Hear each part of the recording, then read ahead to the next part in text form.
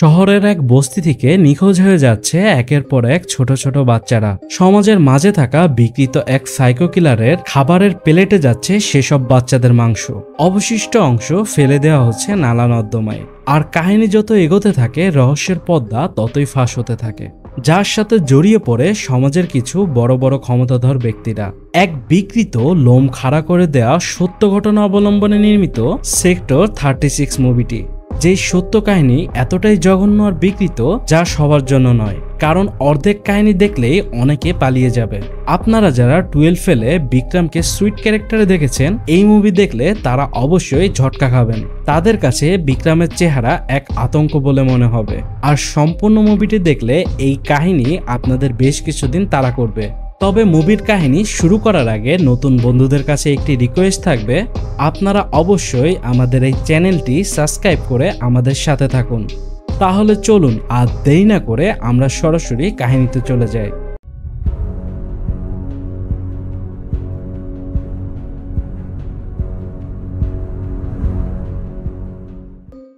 মুভির শুরুতেই আমরা পেম নামের একজনকে দেখতে পাই। সে অনেক দামি একটি গ্রাউন্ড পরে সোফায় শুয়ে আছে আর টিভিতে সব বানেগা কারোরপতির শো দেখছে। শো এর প্রতিযোগীকে প্রশ্ন করা হলে পেম তার সঠিক উত্তর দিয়ে দেয়, কিন্তু শো এর কন্টেস্টেন্ট ভুল জবাব দিলে পেম তাকে গালি দেয়। আসলে পেম নিয়মিতই এই শোটি দেখত, আর সে এই প্রতিযোগিতায় অংশগ্রহণ করে অনেক টাকা জেতার স্বপ্ন দেখত। তাই সে প্রতিযোগিতায় অংশগ্রহণের জন্য অনেক চেষ্টা করে যাচ্ছে, আর সে এই শো এর জন্য রীতিমতো পাগল ছিল। তখন পেমের কাছে তার স্ত্রীর ফোন আসে। এখানে আমরা পেমের হাতের একটি প্লেটে কিছু বড় বড় হাড় দেখতে পাই, যেগুলো সে খেয়েছিল। এখন সে তার স্ত্রীর সাথে কথা বলতে বলতে কিচেনে গিয়ে সেগুলো পরিষ্কার করে। এরপর সে ছাদের একটি রুমে যায়। এই রুমটি তারই ছিল। আসলে সে এই বাড়ির কাজের লোক ছিল। বাসায় কারণ না থাকার সুযোগে সে তার মালিকের পোশাক পরে মদ খেতে খেতে টিভি দেখছিল। পেমের গ্রামের বাড়ি বিহারে ছিল। সে মুম্বাইয়ে থাকলেও তার স্ত্রী ও তার 6 বছরের মেয়ে বিহারেই থাকতো। এখানে তার স্ত্রী প্রেগনেন্ট ছিল। পেম তার স্ত্রীকে বলে সে টাকা পাঠিয়ে দিয়েছে আর 1 সপ্তাহ পরে সেও আসবে। পেম তখন কিছু কাজ আছে বলে ফোন কেটে দেয়। এরপর সে রেডিওতে একটি গান চালায় আর র‍্যাক থেকে কিছু ধারালো ছুরি বের করে। তখন সে ছুরিগুলো নিয়ে ছাদে থাকা টয়লেটের দিকে যায়। সে টয়লেটের লাইট অন করলে আমরা সেখানে স্কুল ড্রেস পরা একটি ছোট বাচ্চা মেয়েকে দেখতে পাই। মেয়েটি এখানে সম্পূর্ণ অচেতন অবস্থায় ছিল। আর এরপরেই আমরা পেমের আরেকটি বিকৃত চেহারা দেখতে চলেছিলাম। পেম তখন নির্দয়ের মতো মেয়েটির হাত পা কেটে টুকরো টুকরো করতে থাকে, আর পুরো টয়লেট জুড়ে রক্তের বন্যা বয়ে যায়। এই হাড় হিম করা দৃশ্যটি আমরা একটু দূর থেকেই দেখতে পাচ্ছিলাম। একবার ভাবুন তো, এটি কোনো সিনেমা নয়, বরং বাস্তবেই এমনটি হয়েছিল। আর আমরা পেমকে যেই বড় বড় হাড় খেতে দেখেছিলাম, সেগুলো আসলে মানুষেরই মাংস ছিল। এরপরে আমরা এই কাহিনীর আরেকটি প্রধান চরিত্র রামচরণ পান্ডেকে দেখতে পাই। তিনি পুলিশের এসআই ছিলেন, আর সে নিউটনের থার্ড লকে প্রচন্ড মানত, অর্থাৎ প্রতিটি অ্যাকশনেরই সমান ও বিপরীত রিয়াকশন রয়েছে। তাই সে সব সময় তার সিনিয়রদের কথা মতো সিস্টেমের ভিতরে কাজ করত। সে মনে করত সিস্টেমের বাইরে গেলে সে ফেসে যাবে, তাই সে অনেক জিনিস দেখেও এড়িয়ে যেত। এখন আপনারা তাকে একজন সৎ পুলিশ অফিসার ভাবলে ভুল করবেন। আসলে সে করাপশনকে সিস্টেমের নাম দিয়েছিল। পান্ডের পরিবারে তার স্ত্রী ও একটি ছোট মেয়ে ছিল, আর সে তার মেয়েকে খুব ভালোবাসত। এরপর পান্ডে থানায় আসে, আর থানার বোর্ডে আমরা অনেক বাচ্চাদের মিসিং রিপোর্ট দেখতে পাই। এরপর এখানে আমরা একজনকে দেখি যে তার 15 বছরের মেয়ের মিসিং রিপোর্ট নিয়ে এসেছে। তার মেয়ে 1 সপ্তাহ হলো স্কুল থেকে ফেরার পথে নিখোঁজ হয়েছে, আর আজকে তার জন্মদিনও ছিল। তাই তার বাবা তার মেয়ের এফআইআর করতে চায়, কিন্তু পান্ডে এফআইআর নিতে চায় না। পান্ডে বলে আমাদের কাজ শিখাতে আসবেন না, আমরা তাকে খুঁজছি। আর রাজীব ক্যাম্প থেকে এর আগেও অনেকেই নিখোঁজ হয়েছে, তারা নিজেরাই বাড়ি থেকে পালিয়ে যায়। তখন সে লোকটিকে কিছু টাকা দিয়ে তার মেয়ের জন্মদিন সেলিব্রেট করতে বলে, আর তার মেয়ের ফটো বোর্ডে টানিয়ে দিতে বলে। তখন আমরা দেখতে পাই যে এই মেয়েটি আসলে ওই মেয়েটি ছিল যেই মেয়েটিকে প্রেম নৃশংসভাবে হত্যা করেছিল। এরপর আমাদের রাজীব ক্যাম্প দেখানো হয়, যেখান থেকে একের পর এক বাচ্চারা নিখোঁজ হচ্ছিল। এই রাজীব ক্যাম্পে মাইগ্রেন্ট ওয়ার্কার ও রিফিউজিরা থাকতো, তাই এখানে তেমন পয় পরিষ্কার করা হতো না। আর এরই পাশে ছিল সেক্টর 36, যেখানে সব ধনী ব্যক্তিদের বসবাস ছিল, আর তাদেরই সব ময়লা আবর্জনা এখানে ফেলা হতো। এরপর ক্যাম্পের ভিতর আমরা কিছু বাচ্চাদের ক্রিকেট খেলতে দেখি। এখানে একটি বাচ্চা নর্দমায় বল খুঁজতে গিয়ে সেখানে একটি ব্যাগের মধ্যে মানুষের একটা কাটা হাত পায়। তখন সেখানে পুলিশ চলে আসে। এখানে দুইজন কনস্টেবল পাঠক ও রাকেশ নিজেদের মধ্যে তর্ক করছিল। পাঠক বলে এটি হনুমানের হাত, তো রাকেশ বলে এটি বানরের হাত, কারণ হাতটি দেখে বোঝা যাচ্ছিল না এটি কিসের হাত। কিন্তু পান্ডে বুঝতে পেরেছিল যে এটি মানুষের হাত। তখন সে সেক্টর 36-এ জানলার কাঁচ ভাঙা একটি বিল্ডিং দেখতে পায়। কনস্টেবল রাকেশ বলে এটি একজন বড় বিজনেসম্যান বাসি সাহেবের বাড়ি। আর সেই বাড়িতে আমরা প্রেমকে দেখতে পাই যে এই জানলার ভাঙা অংশ দিয়ে সবকিছু দেখছিল। তখন পান্ডে ওই বাচ্চার প্রশংসা করে তাকে কিছু টাকা দেয় আর এটিকে বানরের হাত বলে কেসটিকে এখানে রফাদফা করে। এরপর রাতে আমরা ওই বাচ্চাটিকে দেখতে পাই যার নাম আলী। আলীর বাবা রাতে বাসায় ফেরার সময় ডিম আনতে ভুলে গিয়েছিল। তখন সে আলীকে ডিম আনতে পাঠায়। আলী একটি নির্জন জায়গায় আসলে কেউ তাকে ডাক দেয়। আমরা সেখানে চাদর মুড়ি দিয়ে প্রেমকে দেখতে পাই। সে আলীকে চকলেটের লোভ দেখাচ্ছিল। আলী তখন চকলেট নিতে প্রেমের কাছে আসলে সুযোগ বুঝে প্রেম আলীকে কিডন্যাপ করে আর বাসির সাহেবের বাসায় নিয়ে যায়। এখানে প্রেম শুধু আন্ডারওয়্যারে ছিল। তখন আলী বলে আমার বাবা তোমাকে গুলি করে দিবে, তার কাছে বন্দুক আছে।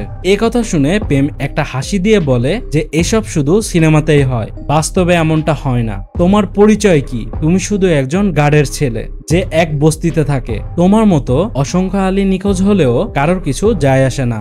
তোমার বাবা মা কিছুদিন তোমাকে খুঁজবে, তারপর পুলিশের কাছে যাবে, পুলিশও তোমাকে কিছুদিন খুঁজবে, তারপর কেসটি বন্ধ হয়ে যাবে আর তোমার বাবা মা সব ভুলে যাবে। তখন তোমার বাবা তোমার মার সাথে শুয়ে আবারও নতুন আলীর জন্ম দিবে আর সেই আলী বড় হয়ে তার বউয়ের সাথে শুয়ে আরো অনেক আলীর জন্ম দিবে আর এভাবেই চলতে থাকবে। শুধু তোমার ছবি ঘরের এক কোনায় পড়ে থাকতে থাকতে হারিয়ে যাবে আর এটাই তোমার ভ্যালু। কিন্তু এসব কিছুর আগে আমি তোমাকে একটু আদর করব। এই বলে প্রেম আলীর বাঁধন খুলে দিলে আলী পালাতে চায়, কিন্তু প্রেম তাকে দেয়ালের সাথে ধাক্কা দেয় আর আলী মাথায় বাড়ি খেয়ে সেখানেই অজ্ঞান হয়ে যায়। প্রেম তখন আলীকে হায়নার চোখে দেখতে থাকে। তখন আমাদের 1983-র একটি ফ্ল্যাশব্যাক দেখানো হয়।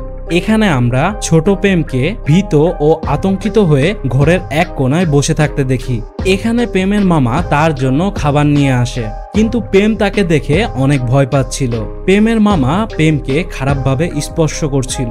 আসলে প্রেমের মামা একজন বিকৃত মানসিকতার লোক ছিল আর সে ছোট প্রেমের উপর বিকৃত যৌন অত্যাচার করত। এখানে প্রেমের মামার একটি কসাইখানা ছিল আর প্রেম তার সাথেই কাজ করত। সে তার বেচাকিনা শেষ করে দোকানের শাটার নামিয়ে প্রেমের কাছে আসে। সে প্রেমকে বলে তাকে খুশি করার জন্য আর এই বলে সে প্রেমের সাথে নোংরা কাজ করতে থাকে। কিন্তু প্রেম আর এরকম টর্চার সহ্য করতে পারছিল না, তাই সে ছুরি দিয়ে তার মামাকে একের পর এক কোপ দিয়ে মেরে ফেলে। এরপর কাহিনী আবারও বর্তমানে আসলে আমরা প্রেমকে কিচেনে মাংস কাটতে দেখি, যে মাংস খুব সম্ভবত আলীরই ছিল। সে তার স্ত্রীর সাথে ফোনে কথা বলছিল। তখন তার কাছে কম্পাউন্ডার ছোটুলালের ফোন আসে। সে তখন ফ্রিজ থেকে একটি বাক্স বের করে তা নিয়ে ছোটুলালকে দেয়। আসলে প্রেম ছোটুলালকে দিয়ে বাচ্চাদের অর্গান বিক্রি করত আর তার ইচ্ছা সে এই টাকা দিয়ে বড়লোকদের মতো তার মেয়েকেও ভালো স্কুলে পড়াবে আর একটি বড় বাড়ি তৈরি করবে। এরপর প্রেম ছাদে থাকা সেই টয়লেটে যায়। সেখানে সে সব কাটাকাটি ও রক্তের চিহ্ন ধুয়ে মুছে পরিষ্কার করে আর বডির বাকি অংশ ব্যাগে ভরে নালা নর্দমায় ফেলে দেয়। এরপর আমরা কান্নাল শহরে হরিয়ানার একটি বিশাল বাংলোতে বাফিকে দেখতে পাই, যে একটি ফাঁকা রুমে তার 5 বছরের নাতিকে একা পেয়ে নোংরা কিছু করার কথা ভাবছিল। কিন্তু তখন তার ওয়াইফ সেখানে চলে আসে আর সেই তার নাতিকে রেডি করিয়ে দেয়, কারণ আজকে তার নাতির জন্মদিন ছিল। এখানে বাফিকে দেখি সে কারোর সাথে ফোনে কথা বলছিল। এ সময় সে একটি মহিলাকে দেখতে পায়। তখন সে ওই লোককে বলে সে কাল মুম্বাই যাবে আর তাই চুমকি নামের এক কলগালকে সন্ধ্যায় তার কাছে নিয়ে আসতে বলে। এ থেকে আমরা বাসির চরিত্র সম্পর্কেও আঁচ করতে পারি। এরপর আমরা চুমকিকে দেখতে পাই। সে তখন তার পরিবারের সাথে পুজো দেখতে বেরিয়ে পড়ে। এখানে একদিকে যেমন পুজোর নাচ হচ্ছিল আর অন্যদিকে আমরা প্রেমের পৈশাচিক নাচ দেখতে পাই। তখন আমাদের ওই সমস্ত ছোট ছোট বাচ্চাদের একটি ঝলক দেখানো হয় যাদেরকে প্রেম হত্যা করেছিল। আসলে প্রেম ছোট বাচ্চাদের কিডন্যাপ করে তাদের সাথে নোংরা কাজ করত। তারপর সে ওই বাচ্চাদের কেটে তাদের মাংস রান্না করে খেত আর তাদের অর্গানগুলো বিক্রি করে দিত। সে যেহেতু আগে কসাই ছিল তাই এসব কিছু তার কাছে কোনো ব্যাপার ছিল না। এরপর আমরা পান্ডে ও তার দুই কনস্টেবল রাকেশ ও পাঠককে পূজার প্যান্ডেলে অভিনয় করতে দেখি। এখানে পান্ডে রাবণের শ্বাস সেজেছিল। এই পূজার অনুষ্ঠানে আমরা প্রেমকেও দেখি। সে একটি রাবণের মুখোশ পরে তার পরবর্তী শিকারের জন্য ঘুরে বেড়াচ্ছিল আর তার জন্য ছোটুলাল বাইরে অ্যাম্বুলেন্স নিয়ে অপেক্ষা করছিল। এখানে পান্ডের কাছে চুমকির বাবা আসে, কারণ চুমকি গত 4 দিন ধরে নিখোঁজ ছিল, তাই সে এফআইআর করতে চায়। কিন্তু পান্ডে বলে যে তোমার মেয়ে হয়তো পালিয়ে গেছে, সময় হলে একাই ফিরে আসবে। তখন চুমকির বাবা বলে তার মেয়ে পালায়নি, তার বস তাকে কিডন্যাপ করেছে আর আপনি কোনো গুরুত্ব দিচ্ছেন না। যদি নিজের মেয়ের সাথে হতো তাহলে বুঝতেন। আর এ কথা শুনে পান্ডে অনেক রেগে যায় আর সে তাকে অনেক বেশি কথা শুনিয়ে এখান থেকে বের করে দেয়। এরপর পান্ডে তার স্ত্রীর কাছে আসলে দেখতে পায় যে তার মেয়ে বাথরুম করার জন্য গিয়েছিল।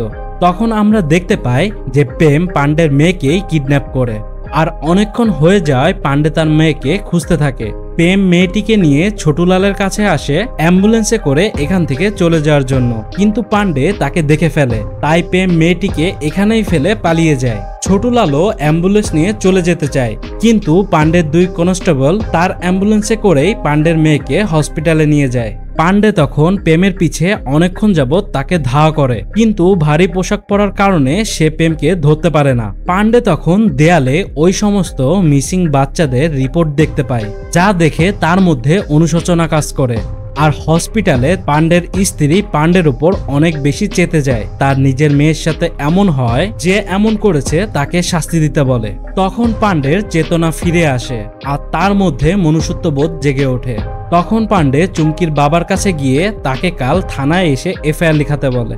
এদিকে প্রেম বাসায় এসে একটি ডিভিডি ক্যাসেট ব্যাগে ভরে আর তা কারোর কাছে পাঠিয়ে দেয়। এর পরের দিন আমরা দেখতে পাই একজন ধনী ব্যক্তির ছেলেকে স্কুলে যাওয়ার সময় তাদের সামনে থেকেই দুইজন লোক এসে কিডন্যাপ করে নিয়ে যায় আর এই ঘটনায় চারিদিকে উত্তেজনা সৃষ্টি হয়। এদিকে পান্ডে চুমকির বাবার কাছ থেকে এফআইআর লিখে বাসিরের বাসায় আসে, কারণ চুমকির বাবা বলে বাসিরি নাকি তার মেয়েকে কিডন্যাপ করেছে। এখানে প্রেম দরজা খুলে পান্ডেকে দেখে একটু চমকে যায়।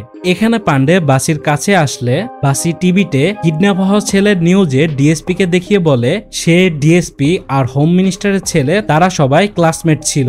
পান্ডে বুঝতে পারে সে এবার সিস্টেমের বাইরে পাঙ্গা নিচ্ছে। তখন এখানে চুমকির বাবা এসে বলে যে বাসি তার মেয়েকে রেপ করে মেরে ফেলেছে, কিন্তু বাসি বলে চুমকি একজন কলগাল ছিল আর এজন্য সে চুমকির বাবাকে টাকা দিত। এ কথা শুনে পান্ডে প্রচন্ড রেগে চুমকির বাবাকে মেরে এখান থেকে নিয়ে যায়। এরপর পান্ডে থানায় আসলে ডিএসপিটাকে ডাক দেয়। ডিএসপি তখন পান্ডেকে এই চুমকির কেস বাদ দিয়ে তাকে ওই বাচ্চার কিডন্যাপ কেসে সাহায্য করতে বলে, আর তাহলে পান্ডের প্রমোশন হবে। আর ডিএসপি পান্ডেকে বাসিরের কেস থেকে দূরে থাকার জন্য ওয়ার্নিং দেয়। কিন্তু পান্ডে ওই রিক্সাওয়ালাকে ধরেছিল যার রিক্সায় চুমকি যাতায়াত করত, আর ওই রিক্সাওয়ালার কাছ থেকে চুমকির ফোন পায়। তখন রিক্সাওয়ালা বলে যে প্রেম তাকে এই ফোনটি দিয়েছিল নদীতে ফেলে দেওয়ার জন্য, আর সবাইকে একথা বলতে বলে যে শেষবার চুমকি স্টেশনে গিয়েছিল। তখন পান্ডের পুরো সন্দেহ প্রেমের উপর যায়। তখন পান্ডে ডিএসপি কে এই কথা বললে ডিএসপি পান্ডেকে 7 দিনের সাসপেন্ড করে মাথা ঠান্ডা করার জন্য, আর তাকে সিস্টেমের বাইরে যেতে নিষেধ করে, কারণ প্রেম ফাঁসলে বাসিও ফেসে যেতে পারে। কিন্তু পান্ডে তারপরেও প্রেমের উপর নজর রাখে আর খেয়াল করে যে ওই কম্পাউন্ডার ছোটুলাল প্রায়ই প্রেমের সাথে দেখা করে। এরপর একদিন সে আর কনস্টেবল পাঠাক একসাথে ড্রিঙ্ক করছিল। পাঠাক বলে আপনার সাসপেনশন তো শেষ হতে যাচ্ছে আর অফিসে নতুন ডিএসপি আসছে, কারণ আগের ডিএসপি ওই বাচ্চার কিডন্যাপ কেস সলভ করায় তার প্রমোশন হয়েছে। তখন পান্ডে এখানে ওই ছোটুলালকে দেখতে পায়। পাঠক বলে যে এই কম্পাউন্ডারই সেদিন তার মেয়েকে অ্যাম্বুলেন্সে করে হসপিটালে নিয়ে গিয়েছিল। এ কথা শুনে পান্ডে বুঝতে পারে যে এই কম্পাউন্ডার প্রেমের সাথে জড়িত আছে, তাই সে আর পাঠক মিলে এই ছোটুলালকে কিডন্যাপ করে আর একটি গোপন জায়গায় নিয়ে যায়। এখানে তারা ছোটুলালের উপর মারধর করলে ছোটুলাল বলে দেয় যে প্রেম তার কাছে অর্গান বিক্রি করত, আর এই সব কিছুর পিছনে প্রেমই দায়ী। এরপর আমরা দেখতে পাই যে থানায় নতুন ডিএসপি এসেছে, আর এই ডিএসপি খুবই অনেস্ট ছিল।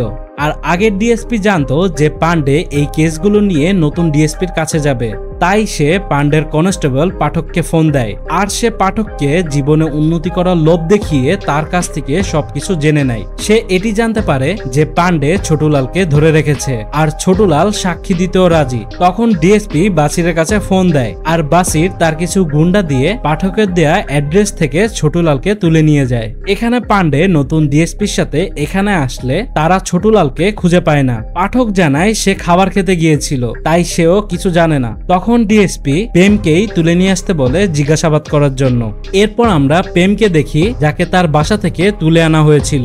এখানে প্রেমকে দেখে মনে হচ্ছিল সে এসবের জন্য প্রস্তুত ছিল আর পান্ডেকে দেখেই প্রেম তার পা ধরে মাপ চায় যে সে ওই দিন ভুল করে তার মেয়েকে কিডন্যাপ করেছিল। সে যদি জানতো তাহলে কখনোই তার মেয়ের গায়ে হাত দিত না। এখানে প্রেম এই ইন্ট্রোগেশনকে কালকে করার জন্য বলে, কারণ আজকে তার কাছে বেশি সময় নেই। 40 মিনিট পর তার প্রিয় শো সাব বানেগা কারোরপতি শুরু হবে, যেখানে আজকে একজন 1 কোটি টাকা জিততে চলেছে। সে বলে আমাকে আজকে যেতে দিন, আমি শো শেষ হলে কালকে আবার আসব। সে এই টিভি শোয়ের প্রতি সম্পূর্ণ পাগল ছিল আর সে এই ইন্ট্রোগেশনকেও টিভি শোয়ের মতো মনে করছিল। তাই সে তাকে প্রশ্ন করতে বলে আর সে প্রশ্নগুলোর সম্পূর্ণ সঠিক উত্তর দেবে। তখন পান্ডে চুমকির কথা জানতে চায়। প্রেম বলে সে তাকে মেরে ফেলেছে। আসলে সে ক্লায়েন্টের কথা বলে চুমকিকে নিজের জন্য ডেকে নিয়ে আসে। সে চুমকিকে টাকা অফার করে, কিন্তু চুমকি তাকে ভাব দেখায় সে কাজের লোক বলে আর তাকে একটি গালি দেয়, যার ফলে প্রেমের ছোটবেলায় তার মামা তার সাথে যে নোংরা কাজ করত তার ওই কথা মনে পড়ে যায় আর সে সম্পূর্ণ পাগল হয়ে নিজের উপর কন্ট্রোল হারিয়ে ফেলে। তখন সে চুমকির উন্না দিয়ে চুমকিকে শ্বাসরোধ করে হত্যা করে আর তারপর চুমকির ডেড বডির সাথেই সে সেক্স করে। এখানে প্রেম অভিনয় করে দেখাচ্ছিল যে সে কিভাবে চুমকিকে মেরেছিল, যার এক্সপ্রেশন দেখলে আপনার লোম খাড়া হয়ে যাবে। তখন পান্ডে বলে তাহলে তুমি চুমকিকে মেরে তার অর্গান কম্পাউন্ডারের কাছে বিক্রি করেছো। প্রেম একটু হেসে বলে না স্যার, আমি ওকে ভালোবাসতাম তাই ওরটা আমি বিক্রি করিনি, তবে বাকি বাচ্চাদের গুলো বিক্রি করেছি। এখন বাচ্চাদেরকে কিডন্যাপ করার পর তাদের সাথে শুধু সেক্স করে আর তাদের মাংস খেয়ে তেমন লাভ হতো না, তাই আমি তাদের অর্গানও বিক্রি করতে শুরু করি। এরপর তাদের বডিকে আমি টুকরো টুকরো করে ফেলি, কিন্তু কোনো বডিকে এভাবেই ফেলে দিলে তো হয় না, যাতে কেউ না বুঝতে পারে। এজন্য বডি পার্ট গুলোকে পচানো হয় আর পোকায় খাওয়ানো হয়। এজন্য ট্যাঙ্কে ও মাটিতে পুঁতে রাখা হয়। আর এভাবেই সে আরো বর্ণনা দিতে থাকে, যা শুনে পান্ডে ও ডিএসপির লোম খাড়া হয়ে যায়। প্রেম আরো বলে আপনারা মাংস খান, আমিও খাই, কিন্তু আমি মানুষের মাংস খাই। আর এর শুরু হয়েছিল সে যখন তার মামাকে মেরে তার মাংস ও লিভার খেয়েছিল। তারপর থেকেই মানুষের মাংসের প্রতি তার লোভ জন্ম হয়। সে তখন মানুষের মাংস না খেয়ে থাকতে পারে না। সে অনেকবার চেষ্টা করেছে না খেয়ে থাকার জন্য, কিন্তু থাকতে পারেনি। তাই এজন্য সে প্রায় 24-এর উপরে বাচ্চাকে হত্যা করেছে তাদের মাংস খাওয়ার জন্য। এত কিছু শোনার পর পান্ডের তো রক্ত গরম হয়ে যায়, তাই সে প্রেমকে লকআপে বন্দি করে। কিন্তু প্রেম ওই টিভি শোটি দেখার জন্য পাগল হয়ে যাচ্ছিল, তাই পান্ডে টিভির ভলিউম বাড়িয়ে দেয় আর তখন গিয়ে প্রেম শান্ত হয়। পরের দিন তারা প্রেমকে ওইখানে নিয়ে গিয়ে খোঁড়াখুড়ি শুরু করে, যেখানে সে সমস্ত ডেড বডি পুঁতে রাখত, কিন্তু মাটি খুঁড়েও কিছুই পাচ্ছিল না। তখন সাইকো প্রেম নিজেই মাটি খুঁড়ে একের পর এক হাড়ের স্তূপ বের করতে থাকে আর নালা নর্দমা থেকেও অসংখ্য আলামত উদ্ধার করা হয়। আর এই ঘটনা যখন মিডিয়াতে আসে তখন পুরো দেশই বিক্ষোভে ফেটে পড়ে। তাই এখানে বাসিকেও অ্যারেস্ট করা হয়, কিন্তু এই তদন্তের হেড ছিল আগের ডিএসপি। সে সবাইকে জানায় এই সব কিছুই প্রেম নিজে করেছে, তাই এখানে বাসিকে ছেড়ে দেওয়া হয়। এরপর পান্ডে আবারও প্রেমের সাথে দেখা করে। পান্ডে প্রেমকে বলে যে তার ছেলে সন্তান হয়েছে, কিন্তু সে যে টাকা পাঠিয়েছিল তা ছোটুলাল তার পরিবারের কাছে পাঠাতে পারেনি, কারণ ছোটুলালকে বাসির গুন্ডারা মেরে ফেলেছে আর বাসি সম্পূর্ণ দোষ প্রেমের ঘাড়ে দিয়ে নিজে বেঁচে গেছে। এতদিন পর্যন্ত প্রেম ভাবছিল যে তার মালিক তাকে বাঁচিয়ে দিবে, তাই সে এ পর্যন্ত বাসির সম্পর্কে কিছুই বলেনি, কিন্তু তার মালিকই তাকে ফাঁসিয়ে দিয়েছে একথা শুনে সে পান্ডেকে তার বাড়ির ঠিকানা দিয়ে সেখানে যেতে বলে। পান্ডে তখন পাঠকের কাছ থেকে একটি ল্যাপটপ নিয়ে প্রেমের গ্রামে পৌঁছায়। সেখানে গেলে প্রেমের স্ত্রী তাকে একটি ডিভিডির ক্যাসেট দেয়। আর এখানে আমরা জানতে পারি যে প্রেমের এই কিডন্যাপের সাথে বাসিও জড়িত ছিল, কারণ সে ওই ছোট ছোট বাচ্চাদের সাথে সেক্স করত আর সেগুলোই প্রেম গোপনে ভিডিও করেছিল। তখন পান্ডে মুম্বাই যাবে বলে বাসের জন্য অনেকক্ষণ যাবত ওয়েট করছিল। তখন সে একটি গাড়ি দেখে তাতে লিফট নেয়, কিন্তু আমরা দেখতে পাই যে এই গাড়িতে আসলে বাসির গুন্ডারা ছিল। বাসি হয়তো পাঠকের কাছ থেকে খবর পেয়েছে, তাই সে এখানে তার গুন্ডাদের পাঠিয়েছে পান্ডেকে মারার জন্য। তখন বাসির গুন্ডারা পান্ডেকে ধরে গাড়ির মধ্যেই তাকে নির্মমভাবে হত্যা করে। এরপর তারা ওই ক্যাসেটটিকে ভেঙে ফেলে দেয়। এর ঠিক 6 মাস পরে আমরা পাঠককে দেখতে পাই, সে এখন এসআই হয়ে গেছে। এখানে পাঠক কনস্টেবল রাকেশের উপর চিল্লাচ্ছিল, যে কিনা একসময় তারই পার্টনার ছিল। এখানে আগের ডিএসপি সিস্টেমের ভিতরে কাজ করার জন্য পাঠককে প্রমোশন করিয়েছে। তখন আমরা এখানে ওই বোর্ডে পান্ডের মিসিং রিপোর্ট দেখতে পাই। তার মানে বাসির গুন্ডারা তার লাশ গুম করে ফেলেছে, আর তার মৃত্যুর খবর এখানে কেউ জানে না। এখানে আমার পান্ডের সেই নিউটনের থার্ড ল এর কথা মনে পড়ে যায়, আর এজন্যই পান্ডে সব সময় সিস্টেমের ভিতরেই থাকতে চাইতো। এরপরের দিন আমরা রাকেশকে তার বাড়িতে দেখতে পাই, যে নিউজ পেপারে পান্ডের নিখোঁজের খবর পড়ছিল। তখন তার কাছে একটি পার্সেল আসে, যার মধ্য থেকে আমরা ওই ডিভিডি ক্যাসেটটি দেখতে পাই। তার মানে রহস্য এখনো শেষ হয়নি। ওই ক্যাসেটটি ভাঙার পরেও এই ক্যাসেটটি কোথা থেকে আসলো, আর কেই বা রাকেশকে এই ক্যাসেটটি পাঠালো, তা আমরা এই মুভির সেকেন্ড পার্টে দেখতে পাবো। তো বন্ধুরা, ভিডিওটি আপনাদের কাছে কেমন লাগলো? যদি ভিডিওটি আপনাদের কাছে একটুও ভালো লেগে থাকে তাহলে অবশ্যই একটি লাইক দিয়ে দিবেন। আর আপনারা যারা এখনো আমাদের এই চ্যানেলটি সাবস্ক্রাইব করেননি, তারা অবশ্যই আমাদের চ্যানেলটি সাবস্ক্রাইব করে আমাদের সাথে থাকুন নতুন সব মুভির এক্সপ্লেনেশনের জন্য। আজকের ভিডিও এখানেই শেষ করছি। সবাইকে সাথে থাকার জন্য অসংখ্য ধন্যবাদ।